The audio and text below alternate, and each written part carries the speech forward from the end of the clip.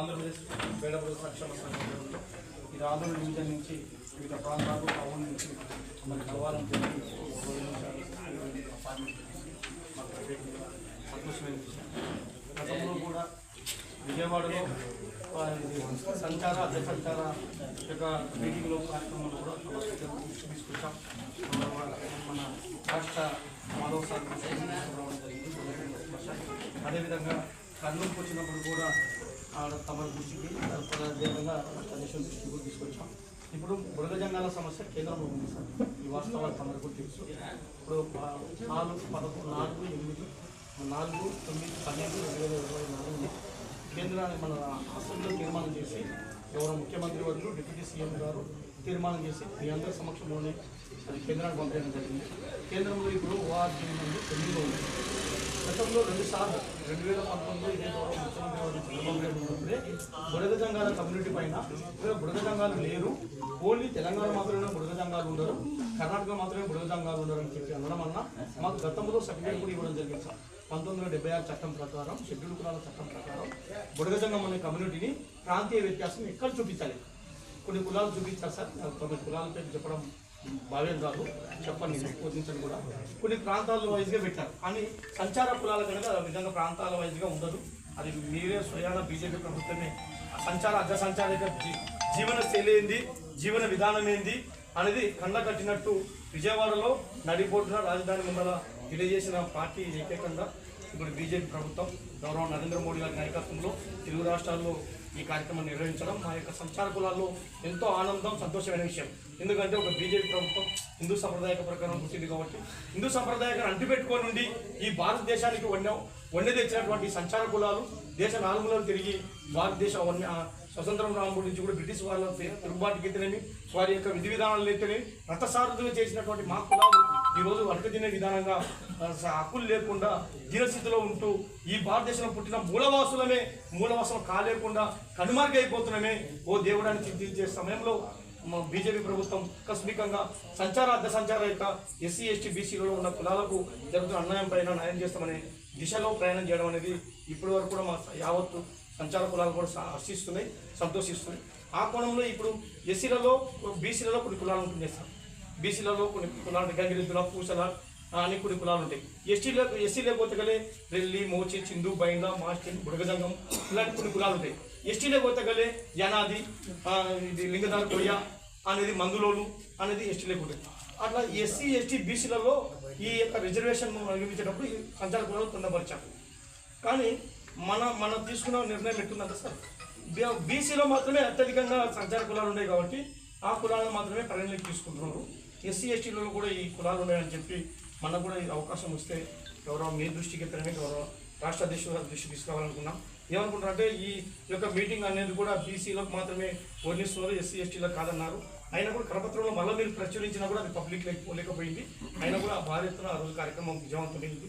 ఈ కోణంలో మేము బుడగ జంగాల కమ్యూనిటీని దాదాపు 25 సంవత్సరాలు అన్ని కులాల రిజర్వేషన్ గురించి పోరాటాలు చేసినాయి. కొన్ని కులాలు ఉన్నాయి రిజర్వేషన్ చేసి 30 ఏళ్ళ పోరాటం చేసి సుదీర్ఘంగా గౌరవం మన మోడీ గారి ఆధ్వర్యంలోనే నాయకత్వం చేసి ఈరోజు ఈ అన్ని దిశలో వర్గీకరణ గ్రూప్ 1, గ్రూప్ 2, గ్రూప్ 3గా విభజించి ఎంతో ఆనందంగా మన డిఎస్సీలో కూడా ఉద్యోగాలు రావడం అది అందరికీ తెలిసే సత్యం. కానీ వాళ్ళకన్నా ఒక రిజర్వేషన్ ఉంది. కానీ మాకు దాదాపు 25 సంవత్సరాల నుంచి ఈ యొక్క ఆంధ్రప్రదేశ్ రాష్ట్రంలో నివసిస్తున్నందుకు ఏ కులం లేదు. ఇప్పుడు కూడా మీరు ఆన్లైన్లో చూడండి, బుడగ జంగ కులం అనేది లేదు. చూడండి, ఒక మనుషులం మేము. ఈ భారతదేశ మూల వారసులం. బుర్రకథల ద్వారా దేశ చరిత్రలు చెప్పేవాళ్ళం. బలగం అనే సినిమాకు కూడా అవార్డు ప్రధాని ద్వారానే అవార్డు ఇచ్చారు, రాష్ట్రపతి ద్వారానే అవార్డు ఇచ్చారు.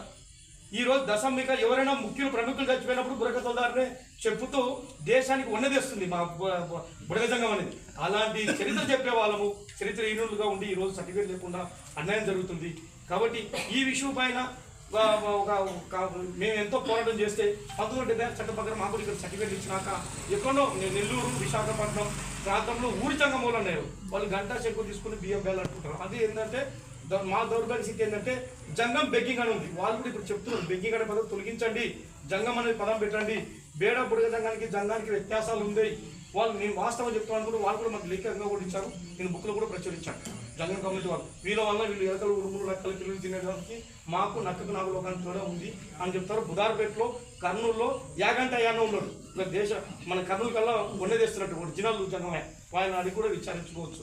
అట్లా ఈ విధంగా ఉంది కాబట్టి ఆ కులం వేరే వాళ్ళు ఊరి జంగం వాళ్ళు ఏంటంటే శివరాత్రి వేళల్లో మాత్రము గంట శంకు తీసుకుని బియ్యం బేల అనుకోని, ఎందుకంటే శివుడు బోలా శంకరుడు కాబట్టి యాచక వృత్తి ద్వారా జీవించే యాచించేవాడు కాబట్టి ఆ విధంగా మేము యాచించాలనే ఉద్దేశంతోనే ఆ కులము ఆ విధంగా అనుకోవడం వల్ల దానికి బెగ్గింగ్ అని పెట్టడం వల్ల 2 కోణాలు ఒకటే అంటే నేను కాదని చెప్పి ఇదే కర్నూలు జిల్లాలో ఇక్కడనే ఎక్కువ ఉన్నాం సార్. మా బుడగజంగం కమిటీ ఉమ్మడి జిల్లా కర్నూలు జిల్లాలో అత్యధిక శాఖంగా ఆదోని జిల్లాలోనే ఉన్నాం.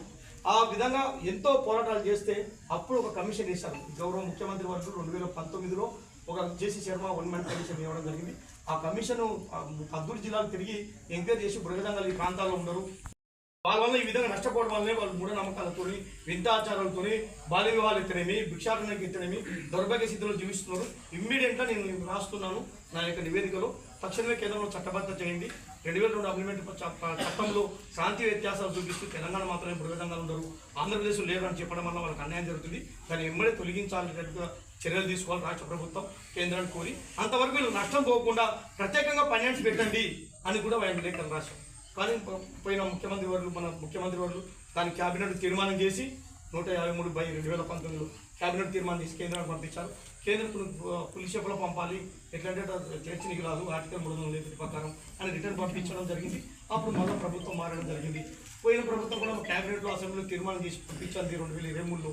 అది మళ్ళీ ఒక 1 ఇయర్ తర్వాత మళ్ళీ రిటర్న్ రావడం జరిగింది. వచ్చినాక మన కూటమి ప్రభుత్వం వచ్చినాక మరియు తీర్మానం చేసి పంపించి బలంగా ఎవరు ఒకరి తీర్మానం చేయాలంటే సార్ ఆ సాంఘిక సంక్షేమ శాఖ డిపార్ట్మెంట్ ఉంటుంది మినిస్టర్, ఆ మినిస్టరే దానికి తీర్మానం చేస్తారు. కానీ ఇట్లా జరగలేదు. స్వయాన మన ముఖ్యమంత్రి వారిలో తీర్మానం చేసి బుడగజంగ కమ్యూనిటీని అడుగున మమ్మల్ని ప్రశ్నించారు. మా కూటమి ప్రభుత్వం హామీ ఇచ్చింది, ఖచ్చితంగా మేము న్యాయం చేస్తాం, కేంద్రం కూడా చట్టబద్ధ కల్పిస్తాం. అంతవరకు 1, 2, 3 అని ఏబిసిడి వర్గీకరణ చేస్తున్నాం. వెళ్ళిన తర్వాత బుడగజంగకు చేరుస్తున్నాం. చేసిన తర్వాత ఇది చట్టబద్ధ కేంద్రం కూడా మీరు చేసే బాధ్యత మాదే అని చెప్పి గౌరవ ముఖ్యమంత్రి వారు స్వయాన అసెంబ్లీలో తీర్మానం చేసిన వాయిస్ కూడా పబ్లిక్లోకి అంతర్పోయింది. అంతా కూడా చట్టమే. అది చేసి పంపించిన తర్వాత ఇప్పుడు ఆర్జేలో పెండింగ్ ఉంది సార్. ఈ విషయంలో మన అసెంబ్లీలో జరుగుతుందని చెప్పి కూడా మేము కలవలేకపోయినాం. అక్కడ ఉన్న కలిస్తే కోట్ల సూర్యప్రకాశ్ రెడ్డి గారు కూడా మాట్లాడడం జరిగింది అసెంబ్లీలో. కేంద్రంలో పెండింగ్ ఉంది, ఇది ఓఆర్జీ నందు న్యాయం చేయాలని చెప్పారు. ఇదే ఇష్యూ పైన బండి సంజయ్ గారి దృష్టి కూడా 2-3 సార్లు దృష్టికి తీసుకుపోయాం. అదే కాకుండా మందకృష్ణ గారు కూడా దొరకపోయి ఆయన ఎస్సీలలో భాగమైన బుడగజంగాలకు అన్యాయం జరుగుతుందని చెప్పమంటే మానవ లక్ష్యమే ఇది ఎవరు మన కరీంనగర్ జిల్లా దగ్గర టెంపుల్ ఉంది సార్, మహాలక్ష్మి టెంపుల్ అని అమ్మవారి టెంపుల్. ఆ టెంపుల్ సమక్షంలోనే చెప్పారు సార్. కానీ ఏదైనా ఫైల్ మూవ్ కాకుండా అది ఓఆర్జేలో ఉంది. మేము కూడా ఢిల్లీ పోయినప్పుడు కనుక్కుంటే వాళ్ళు ఏం చెప్తున్నారంటే మీరు ఎన్ని లీటర్లు ఇచ్చినా ఏమి ఇచ్చినా ఇది న్యాయం జరగదు. మరొకసారి ప్రధానమంత్రి దృష్టికి కానీ లేదా మీ సీఎం గారు కానీ మరొక కేంద్రానికి నివేదిక బలంగా ఇది కేంద్రంలో పెండింగ్ ఉండే సమస్యలో ఇది చట్టబద్ధ చేయాలి అని ఒక రిపోర్ట్ పంపించినప్పుడే అది అమిత్ షా గారి దృష్టికి కానీ లేదా ప్రధానమంత్రి గారి దృష్టికి కానీ పోయినప్పుడే మాకు అక్కడి నుంచి ఉత్తర్వులు వచ్చినప్పుడు మేము చేస్తాం. కానీ మీ రాష్ట్రం నుంచి వచ్చినప్పుడు మీ రాష్ట్ర ముఖ్యమంత్రి నుంచి మీరు చేయమంటే చేయనీకి మాకు లేదు. మీరు ఏమనుంటే మీ రాష్ట్రంలో మీరు చూసుకోండి. మాకు బాసులు ఇక్కడ నుంచి మాకు అమిత్ షా గారి ఇతరని ప్రధానమంత్రి గారి ఇతరని చెప్తే మేము మూవ్ చేస్తామనే వాస్తవాలు కూడా మేము స్వయాన వాళ్ళతో డిస్కషన్ చేసిన వాస్తవాలు. ఆ కోణంలోనే మాకు అదృష్టం కలిసి వచ్చింది మీ ఆధ్వర్యంలో. ఎందుకంటే మీరు బీజేపీ పార్టీ తరఫునే ఉన్నారు, ఇక్కడ ఎమ్మెల్యే అయ్యారు, మీ అందరికీ మీరు రుణపడి ఉంటాం. ఈ అవకాశం అన్ని కులాల లెక్క కాదు సార్. కొన్ని కులాలు ఎందుకంటే బీసీలో ఉండే ఎస్సీలో ఉండే మళ్ళీ ఎస్టీలో కావాలని ఎన్నెన్నో కోణాలు అడిగి రిటర్న్ రావి ఉండొచ్చు. కానీ అలాంటిది కాదు మాది. సచ్చినా బతికినా బుడగజంగం అనేది ఎక్కడైనా ఎస్సీలో ఉంది. ఇది కర్ణాటకలో ఎత్తునేమి, తెలంగాణలో ఎత్తునేమి, ఆంధ్రలో ఎత్తునేమి, ఇంకా మహారాష్ట్రలో ఎత్తునే ఎక్కడైనా ఎస్సీలే. కాబట్టి ఆ ఎస్సీ కమ్యూనిటీ నుంచి పోయిన తీర్మానం అక్కడ చట్టబద్ధ కాకుండా అన్యాయం జరుగుతుంది. ఇది మీ ద్వారా ఇప్పుడు ప్రధానమంత్రి 16వ తారీఖు మన కర్నూలు జిల్లాకు వస్తున్నారు కాబట్టి మాకు అపార్ట్మెంట్ ఇప్పించి మీ ఆధ్వర్యంలో ఘనంగా ఆయన సన్మానం చేసుకుంటాం. మా యొక్క మీరు కానీ ఆ అపార్ట్మెంట్ తీసుకుంటే బుర్రకత్త మా గుమ్మెడి తామర కూడా తయారు చేపించి మీ ఆధ్వర్యంలో ప్రజెంటేషన్ చేసి అక్కడనే సీఎం గారు డిప్యూటీ సీఎం గారు ఉంటారు, తమరు ఉంటారు, స్వయంగా చెప్తారు. ఆ తీర్మానం ఏం అది కాపీలు కూడా చూస్తారు. ఒక్కసారి ఓకే అంటే మాకు 100 సార్లు ఢిల్లీ పోయే బదులు ఈ ఆయంలో ఉంటాం. ఒక బీసీ సోదరునిగా అదేవిధంగా అన్ని బడుగు బలహీన వర్గాల నుంచి వచ్చిన వ్యక్తిగా ఈ యొక్క ఆశయం నీ బుధ మీద ఉంది కాబట్టి ఖచ్చితంగా దీనికి న్యాయం చేయాలనే ఉద్దేశంతోనే వారం నుంచి మీ గురించి ప్రయత్నం చేసి ఈరోజు రావడం జరిగింది. దీనికి మీ యొక్క మూల్యమైన సందా చేసి మాకు ఒక గట్టి హామీ ఇస్తారని తెలియజేసుకుంటున్నాం. గడ్డి చేసి చెడిపోయారు మొత్తం ఏం లేదు. నాదే ఎక్కడ తినే ప్రతి వస్తుంది, ఎక్కడ తినే పోతున్నా పంపించడానికి మీ ఆశలు మీకు పేరు చెప్పంగా పెద్దలందరూ మొత్తం అందరూ అంటున్నారు. ఆ సార్ అయితే ఆరోగ్యం కల్పిస్తున్న పనులని మీ పాదాల దగ్గరకు వచ్చాం సార్. దయచేసి ఆయన ఒకటి మాకు కల్పించి మాకు అపాయింట్మెంట్ ఇచ్చింది. ఇప్పుడు ఇంటింటిని ఫోటో పెట్టుకుంటాం.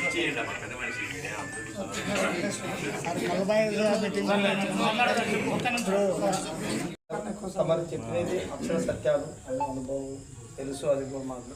కాబట్టి ఎట్టైనా మీకు ఒకరికో ఇద్దరికో మీ ద్వారా వస్తే పబ్లిక్ లేక మేము కూడా బలంగా తీసుకుపోతాం. అది మా బరువు అనుకుని అది వాస్తవం చేస్తారో ఎలక్షన్లో లబ్ధి పొందడం, మీరు ఓట్లు వేస్తారా?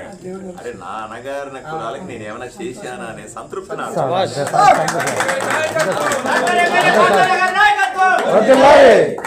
మీరు ఆ కొనం ఉండరు కాబట్టి ఖచ్చితంగా ప్రయత్నం చేసి న్యాయం జరుగుతుంది. ఆ దేవుని మీ తరఫున కోరుకుంటున్నాను. ఖచ్చితంగా చేస్తారు. అంటే ఖచ్చితంగా ప్రధాన మంత్రి వారిని దృష్టి తీసుకుపోయి ముఖ్యమంత్రి గారు ఉన్నప్పుడు మీరు ఎత్తడిస్తే పవన్ కళ్యాణ్ వాళ్ళు ఖచ్చితంగా తెలుసు. ఆయనతో మాట్లాడినప్పుడు ఈ బొమ్మ ఇట్లా పెట్టి ఇస్తాను, ఫోటో వస్తుంది. ఫోటో వచ్చినప్పుడు మీ పేపర్ ఇచ్చినట్టు తెలుస్తుంది.